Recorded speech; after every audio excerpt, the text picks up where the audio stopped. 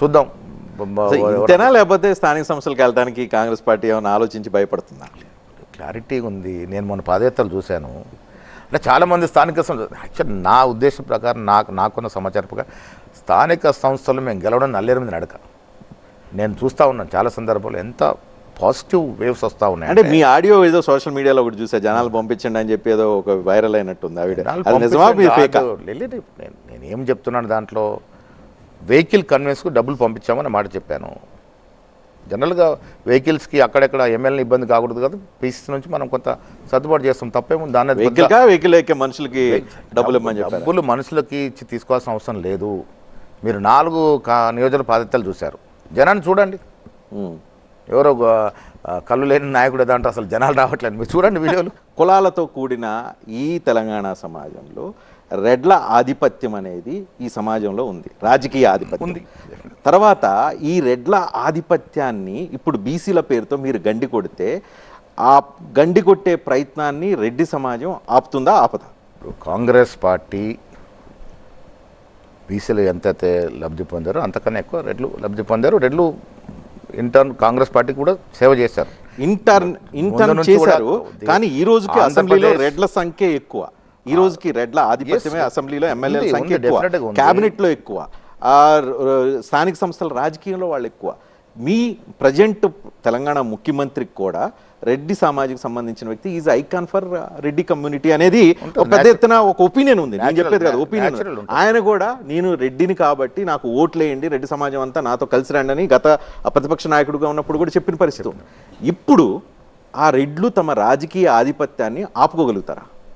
ఇప్పుడు మారుతున్నటువంటి పరిస్థితులను బట్టి గతంలో మనం చూసాం క్యాబినెట్లో ఎవరుండేది, ఏ ఫోటోలో ఎవరికి ఉండేదని. ఇవాళ చూస్తూ ఉన్నాం పరిస్థితులు మారినాయి కాబట్టి బీసీలకు అవకాశాలు ఎక్కువ వస్తూ ఉన్నాయి, ఆపర్చునిటీస్ ఎక్కువ వస్తూ ఉన్నాయి. ఇలా రాహుల్ గాంధీ నినాదం కాబట్టి నేను మళ్ళీ చెప్తాను, రేవంత్ రెడ్డి గారికి చాలా ఒత్తిళ్ళు ఉండే, నాకు కూడా తెలుసు చాలా ఇబ్బందులు ఉండే, అయినప్పటికీ కుల సర్వేకి పోయాడు. ఏంటది కాంగ్రెస్ విధానం, రెడ్లు ఉండాలి, బీసీలు ఉండాలి, ఎస్సీలు ఉండాలి, ఎస్టీలు ఉండాలి, అందరూ వస్తేనే కాంగ్రెస్ పార్టీ. వాళ్ళు తిరగబడితే ఎందుకు తిరగబడతారు? రెడ్లు తిరగబడే పరిస్థితి ఎందుకు ఉంది ఇక్కడ? కాంగ్రెస్ బతికిచ్చేది రెడ్లు డెఫినెట్గా. అందుకే రెడ్డి పార్టీ అంటే కాంగ్రెస్ పార్టీ అనేది ఒక నానుడి ఉన్నప్పటికీ కూడా బీసీల పట్ల ఇలా కుల సర్వే చేయగలిగింది.